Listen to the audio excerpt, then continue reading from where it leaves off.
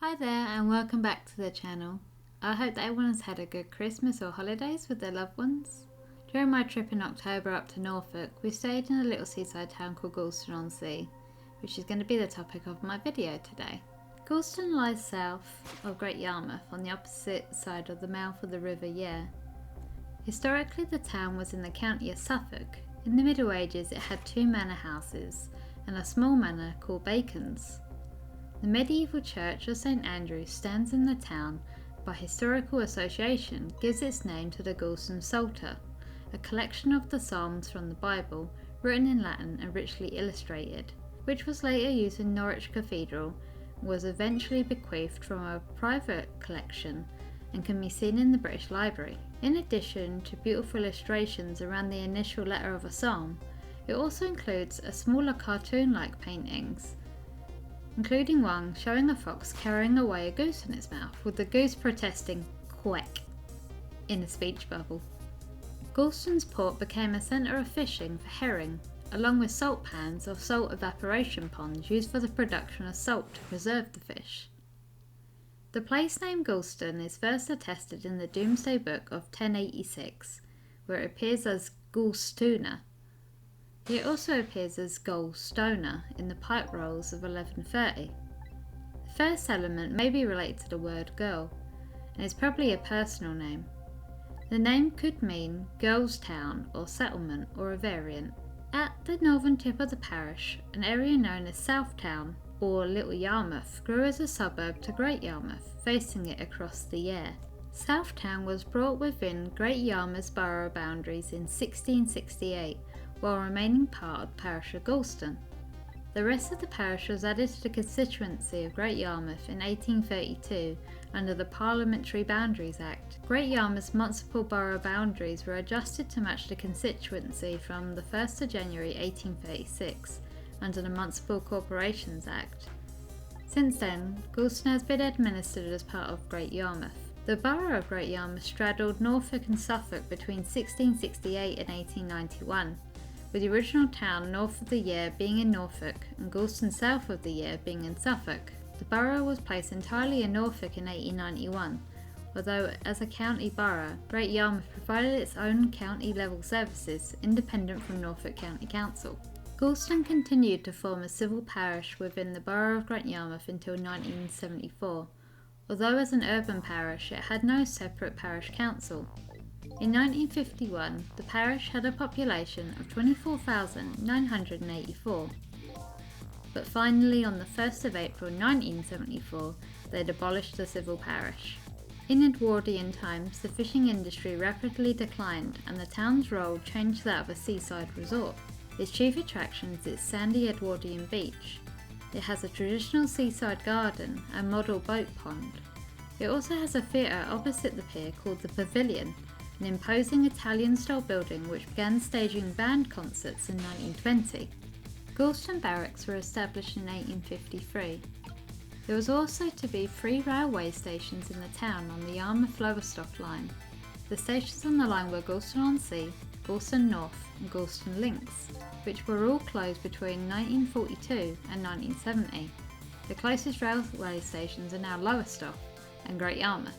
Gorleston is also the resting place of the SS White Swan. She was a single screw ship measuring 287.3 foot long, with a 43.2 foot beam and weighing 2,173 gross tons. During the early part of November 1916, the White Swan, the only ship owned by the company at that time, was loaded with coal at West Hartlepool before leaving en route to Greenwich, London. It was during this voyage on the 17th of November 1916 that a violent storm erupted off the east coast of Norfolk, and the ship's master in his wisdom decided to ride out the storm by sheltering off Scroby Sands. However, the wind was so strong and the waves had other ideas, causing the ship to drag her anchor and be driven relentlessly onto Gorleston Beach. Despite the frantic efforts of the crew to secure her, the collier's eventual grave was to be on the low water mark of the beach, side on to the waves where her back was broken. The combination of the furious weather and the position of the ship so close inshore meant that it was impossible for the Gorleston lifeboat to come to the rescue of either ship or crew, and it was left to the local life-saving rocket brigade, together with their breeches boy, to attempt to save the 22 seamen. For some 13 hours, the atrocious conditions frustrated their attempts to deliver the vital ropes across the White Swan. Eventually, after several attempts, a total of 4 ropes did find their target, and the ship's crew were able to rescue them. From that point, the hand-over-hand rescue of all the seamen on the beach took place, and while there were no casualties at Gorleston, the loss of the SS White Swan, the only vessel operated by the Swan Line, caused the company into liquidation. According to a newspaper at the time, there was a great gale which raged with a violence, the equal of which could scarcely be recalled by some of the oldest helpers in the work of rescue from wrecks at sea along the coast. It is still in the sand on which it was driven, worse for wear, and broken down into much smaller pieces, some timbers still showing above low water.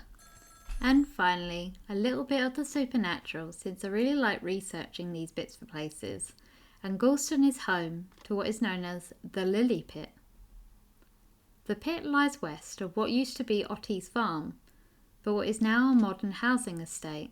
A cottage still bears the same name as the pit, and there's a bustling school nearby. Today the pit is on private land and isn't visible from the road, as hidden as its secrets. A map from 1883 shows an eerie coffin-shaped pit, which was once a short walk from the farm on Beccles Road. Some say that the pit was the final resting place of a mail coach drawn by 4 horses, which clattered off the main track on a foggy night and plunged into the pit, consigning both horses and driver to a watery grave. Witnesses have claimed to see a phantom coach being driven hell for leather towards the pit at the witching hour, only for it to disappear as it arrives at the water. Another story tells us about a farmhand who fell in love with a farmer's daughter, and realising he could never win her fairly in the eyes of her father and his master, the pair decided to elope. But as they fled, the young woman lost her footing and tumbled into the pit, where she drowned. Broken-hearted, her stricken lover vowed to meet her in heaven and unalived himself on a nearby oak tree. For years, people making their way to Great Yarmouth would divert down Crab Lane for fear of seeing the ghost of a young man crossing from the oak into the pit to reunite with his love. There is also a third story which suggests the pit was the well of an ancient chief whose castle was nearby and whose body had been laid to rest. There is actually some truth in all these stories though. There was once a man named James Keeble who fell into the pit as he rode his horse home in thick fog in 1888.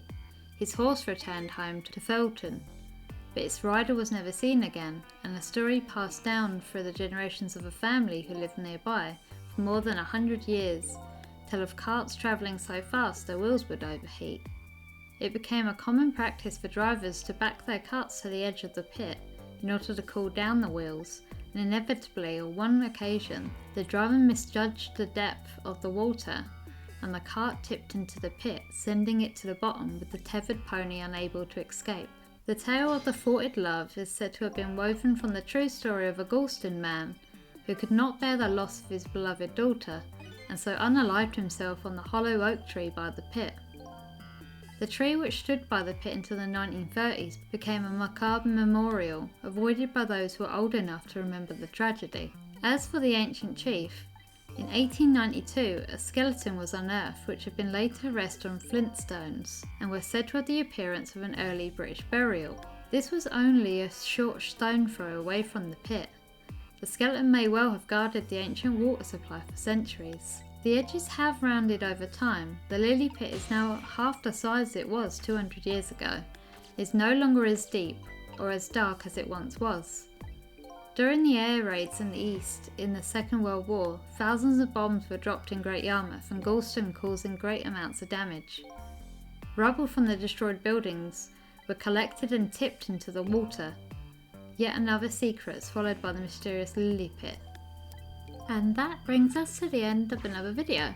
There is still a bit more I'd like to cover in future, both regarding Gorleston and Winterton, in regard to some famous people that have influenced the areas. but I will leave that for another time. Thank you so much for those of you who have made it to the end, and please leave a comment down below if you've enjoyed it. Also, please don't forget to share, like and subscribe to the channel, and I will see you in the next one. Bye.